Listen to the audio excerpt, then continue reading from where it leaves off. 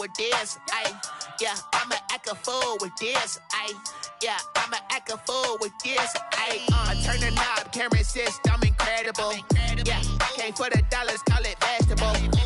Then I did the dash, can I catch me, bro? Ooh, then I did the dash, can I catch me, whoa? Your whole team is no competition. Boy, I did it by myself, it's a solo mission. Running up the charts, I'm a fool, dog. These folks in the Circle City, they love their Colts, and they have packed the house tonight as we welcome you to Lucas Oil Stadium in downtown Indianapolis. Nothing like the fanfare of introductions to an NFL game, and that was in evidence a moment ago. Fireworks, pyrotechnics, you name it. This crowd is ready as their guys get set to match up between the Sacramento Condors and the Indianapolis Colts. And that one will bounce out of the back of the end zone, so we will start here at the 25.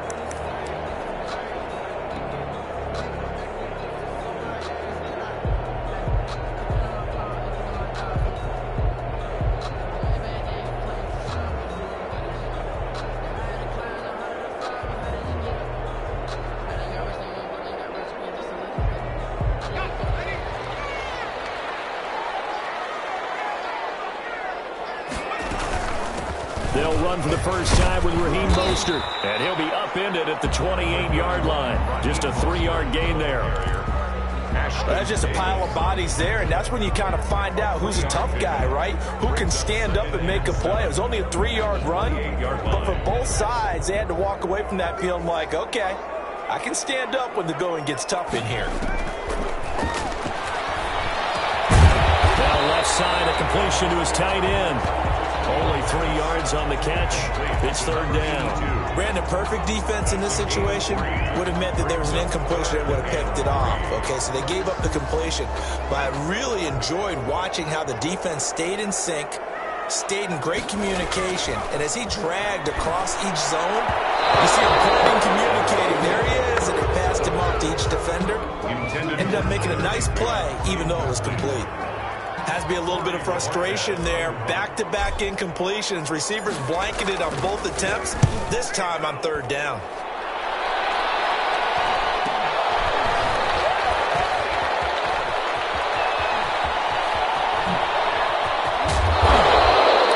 It's a nifty return of 29 yards. And this offense, they're going to have excellent field position. They take over with a 1st and 10 on the short side of the field.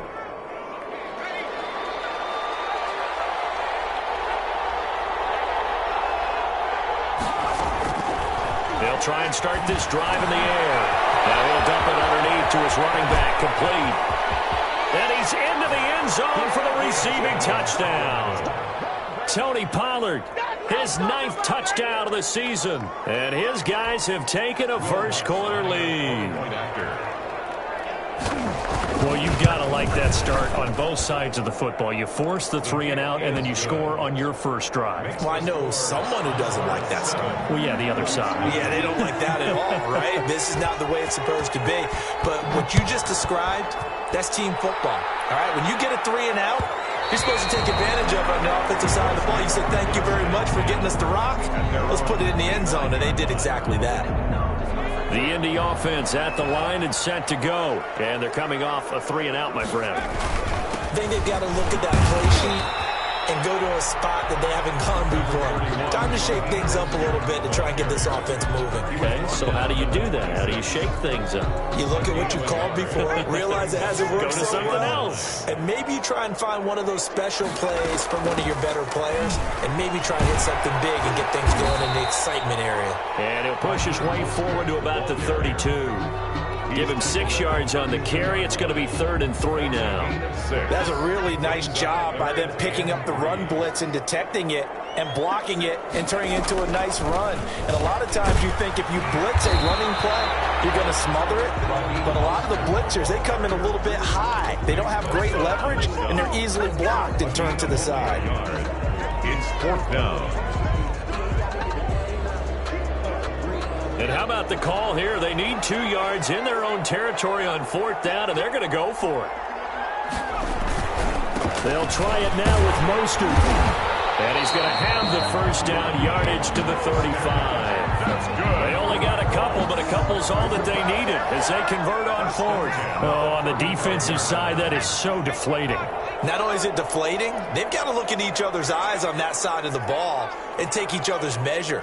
You've got them backed up, perfect situation, and what they said to you on the other side is, we don't think you can stop us. Went ahead and got it in that position. That should never happen. And he was hit as he threw it there, and it forces it incomplete. Well, he certainly did a nice job improvising there, extending the play, hoping someone would come open downfield, but they never did. And that'll be incomplete. Took a pretty good shot as he tried to pull that one in. Couldn't hang on, third down. Brandon, we saw these defenders flying to the football in their win last week, and nothing has changed. They're still moving around quickly and forcing incompletions. On third down, he'll drop to throw. Flush to his right. Got an open man finding Jefferson. And he's going to be out of bounds right at midfield.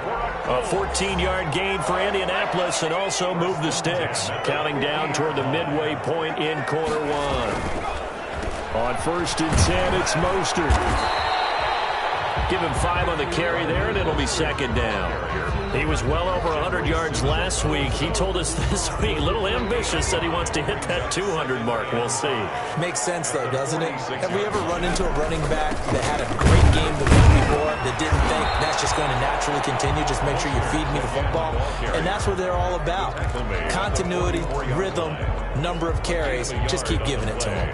Brings up 3rd and 4. This will be play number 9 of the drive here as they need 4 yards on third down. They'll set up to throw. And he's got his man in stride, complete. 20! And he's going to be out down inside the 20 at the 15. A big one there on third down. They hit for 30 yards. So after the big play, look at this, all the way down at the 15 now on 1st and 10. What a luxury to have a tight end that can not only catch it, but then can run after the catch like that. That was the old expression back in the good old days, and they used to carry pianos on their guns when they were after they caught the football. Someone would stop and bang out a tune along the way as well. But nowadays, these guys are essentially bulked up wide receivers, and they are a full part of the passing game, and we see a lot of big plays. And he takes this one in for a Colts touchdown. Raheem Mostert, his 21st touchdown of the season. And the Colts are an extra point away from tying up this football game. It's up and good. So these teams match touchdowns here in the first quarter, and we're tied 7-7. So all even at 7 now as they kick it away. Fielded in the end zone. And he'll be brought down at the 28-yard line, so the decision to bring it out of the end zone gets him 3 more. They'll take over 1st down and 10 at their own 28-yard line.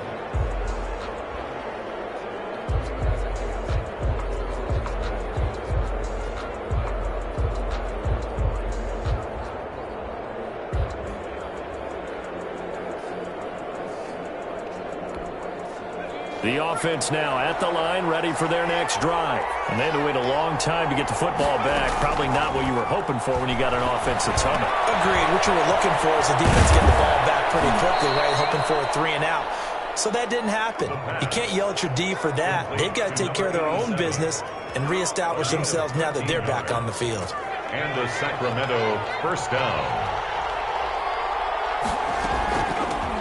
They run it for the first time with Tony Pollard. And he'll push this forward only to about the 42-yard line. Just a yard on the first down carry, so it's 2nd and 9. Brings up 2nd and 9.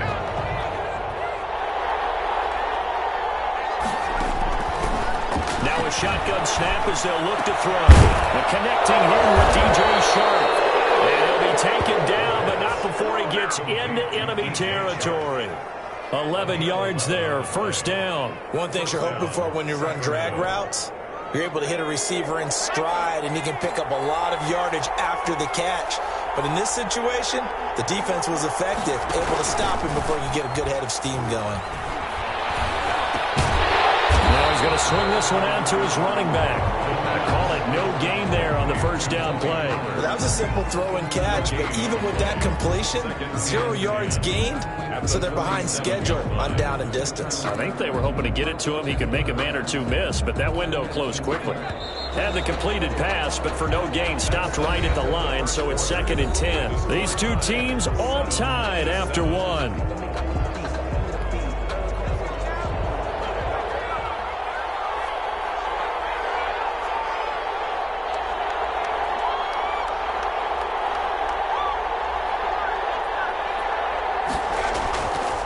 Now he'll look to throw here on 2nd and 10.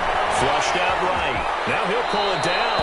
And he'll go out of bounds right around the 40. Give him 7 there on the tuck and run, and they're in better shape now for 3rd. Okay, he's not going to get the first down, but this is still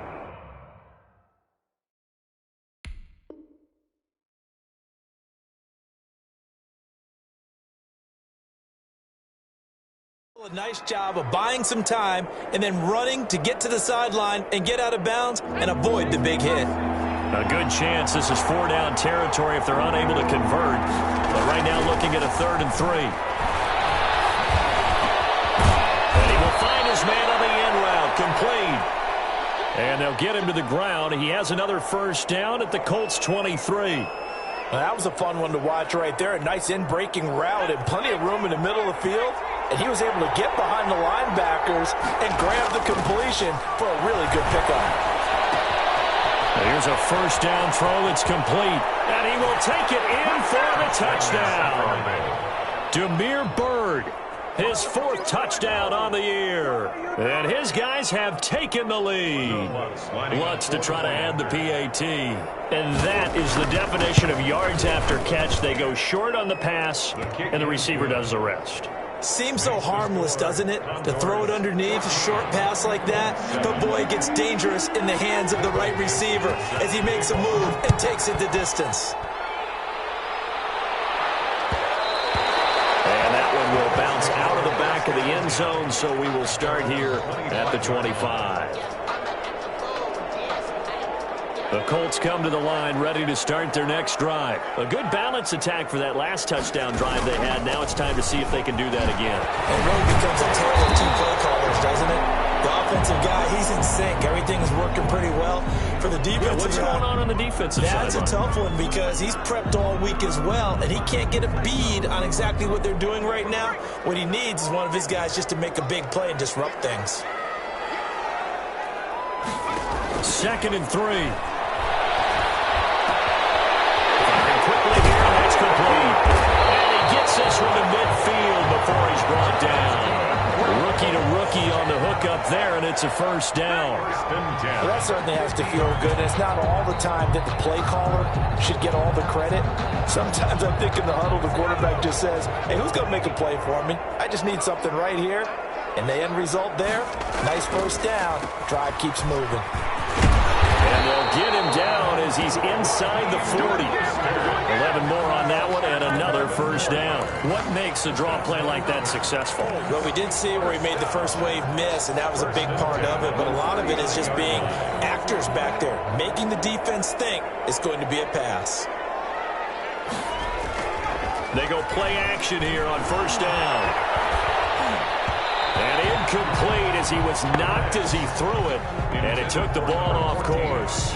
They've given up a few first downs on this drive, but getting the incompletion there, that should give them something to build on and maybe turn the tide. They'll run the draw with Mostert. And he'll get 4 here down to the 35-yard line. That second down play call was not to pick up the first down. It was to accomplish what they did to get them into a manageable 3rd down because they had incompletion on first down, so they were behind the sticks, so to speak. They needed to make up some ground, and they did. Open man is Ross, complete. And they'll have it in the red zone before he crosses over out of bounds. His first catch, and it's a pretty big one. They get the conversion on 3rd down. So here's a 1st and 10 now down inside the 20. From the gun, a run with Mostert. No gain on the play. It'll be 2nd down. Well, if you look where that play starts, O-line versus D-line, that was a battle won by the D-line. Yeah, and oftentimes it's won by quickness off the ball. Who can handle the guy across from them best? On that play, the defensive line did exactly that. On second down, Mostert. And he'll go down here at the 12-yard line. They get 6. That'll leave them with 3rd and 4. Frustrating for a defense, energizing for an offense. Finding a way to create that type of yardage in your running game, that'll make the guys carrying the ball very, very happy. And that's going to be incomplete. The coverage too good there. The contact popped the ball free, and it's 4th down. Once you get into the red zone, space is at a premium for receivers to try and operate and shake themselves free. That one's incomplete. 29 yards. Gonzalez's kick is good. And they'll cut the lead back down to 4 now at 14-10. So they put together a good little drive there, but ultimately stalling out in the red zone. Yeah, I know a lot of people look at it as a little bit of a negative. They didn't get 6 points out of it, right? Didn't get the touchdown. But that's actually okay. They got 3 points. It will give their defense a little bit of rest. Now a hit and a loose football. So a teammate picking him up there, that was nearly disaster. And the way that you coach these things, you want to make sure you have eyes towards the return guy, because you want to make sure that the catch is secured. A lot of teams do that. They have at least one guy. Okay, you're responsible for making sure he secures the catch. He's not always the one that makes the recovery, but he can always sound out the alarm. Hey, ball's on the ground. We've got to get it back. Condors.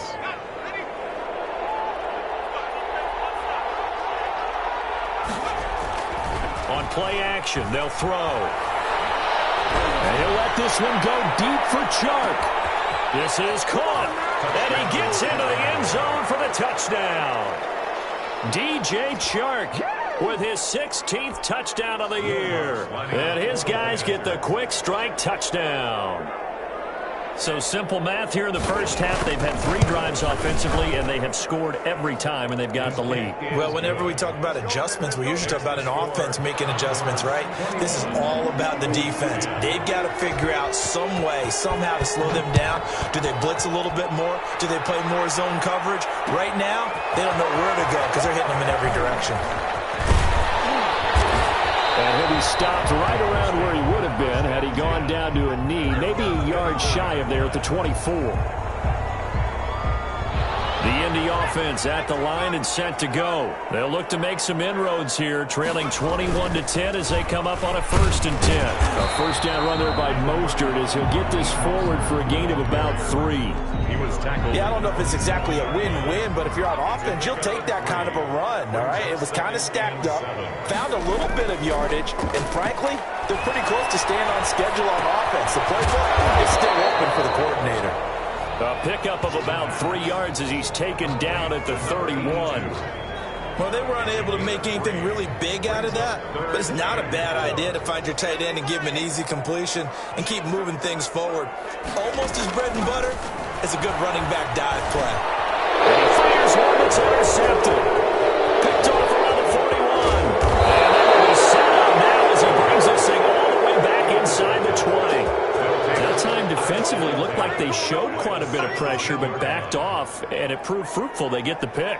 He went through all of his rules about getting rid of the ball quickly because he read blitz. He saw all those people stacked at the line of scrimmage, and then they fooled him by dropping into coverage.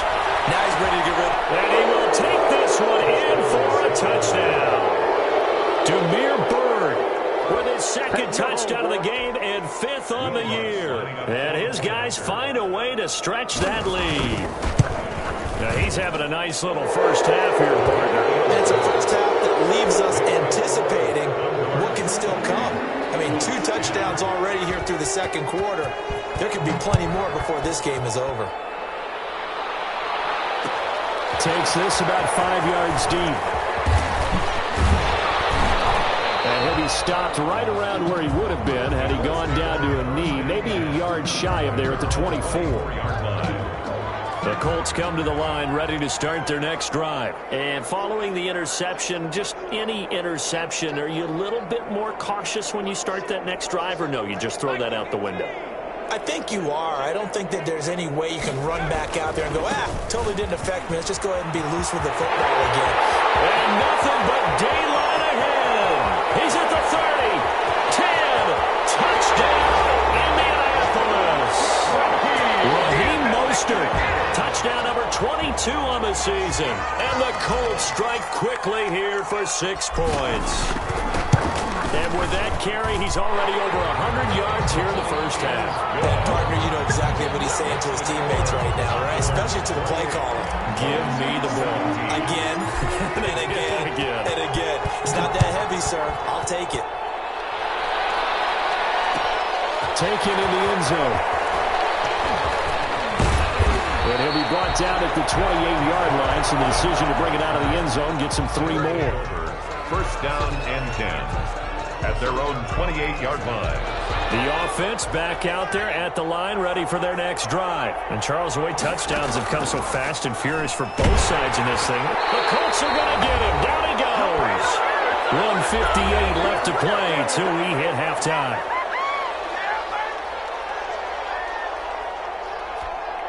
A reminder coming up just a few minutes from now. We'll send you to Jonathan Coachman and our crew in Orlando. Coach will have a look back at some of the stats and scores from yesterday's action. And his throw's going to be incomplete. Nicole Hardman, the intended target, and it's 3rd down. Well, you most certainly don't want to go 3 and out here and get the football right back because your friend, Old Momentum, he's wondering if he should change sidelines about right now. And if you don't convert here, guess what? He's going to make the trek to the opposite side, and all of a sudden, you got a battle on your hands. Oh, and a bad throw there. It's intercepted. Dante Jackson picks it, and they will finally put it into the return, but not until he takes it back all the way inside the 10-yard line. He's had a fantastic rookie season, made a lot of lovely throws, but that wasn't one of them. Well, we got to give him one, don't we? I mean, with the year he's having, a lot easier for he and his teammates to accept that throw because for the most part, what they've seen, it's been pretty sensational. Partner, this is almost an unwinnable spot for a defense. They have to come right out for a 1st and goal trying to stop them. But let me hold on a second. Let me take that back real quick. They can win here if they force a field goal try. Still a long ways away from that happening. But that has to be what they're thinking right now. And that'll be incomplete. We do have a penalty flag down, however. Let's see what that's about.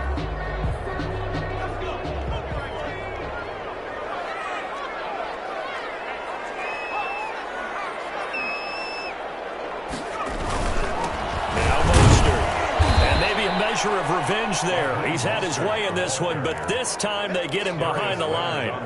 That sends him 2 yards in the wrong direction and leads to 2nd down. At the 5-yard line. The quick slant caught, and he takes this one in for a Colts touchdown. A 5-yard touchdown, and the Colts have got it back to a 1-score game. These two teams in this first half, it's been fun. Back and forth, back and forth. Well, it's not fun for the defensive coordinators, but offensive coordinators are enjoying it. Yeah, they're having streaks here, aren't they? Being able to put scores together and really bunch them up, and we have a tight game here. You know, we often talk about having the right shoes for the right turf. Today it's track shoes. That's what we've seen with these offenses. Yeah, it's been an absolute track meet so far, and fun to watch. They'll take over 1st down and 10 at their own 23-yard line. The offense now at the line, ready for their next drive. Still more than a minute to go, so there is time if they want to mount something here. Not only time, but they have 3 timeouts at their disposal as well, so that changes everything that you're doing here. Without those timeouts, you can only work the sidelines, hoping to get out of bounds. Here, the middle of the field is still available because you can call timeout and regroup. Brandon, I think you and I were both raised the same way in the game of football. You run to set up the pass, but I think we've discovered in this NFL, a lot of teams pass to set up the run. And that's what they've done throughout this game. They've aired it out, thrown it around the yard. Now they've come back to the running game, and they find a way to be successful with it. Meanwhile, they take a shot to start the drive, but this is going to wind up incomplete. DJ Chark, the intended target. That'll bring up 2nd down. That was an interesting look there because as soon as he got outside the pocket, I thought he was going to take off and run for yardage. But what often happens now with these quarterbacks who can move, defenses want to try and keep bodies in front of them, and I think that discouraged him from taking off and made him try a pass downfield that fell incomplete. Right in for the touchdown. Marquez Callaway, his first touchdown on the year. And his guys are going to add on to their lead. That's a pretty quick response to that last touchdown drive, and it seemed like they had maybe given up momentum, but not so fast. No, not at all, because they end up pushing the lead up once again, and you're exactly right. Thought momentum might have been shifting. Instead, they grabbed old Mo, didn't let him get to the opposite sideline. Fields it in the middle of the end zone. And ultimately, he stopped right where he would have been if he had simply gone down to a knee at the 25.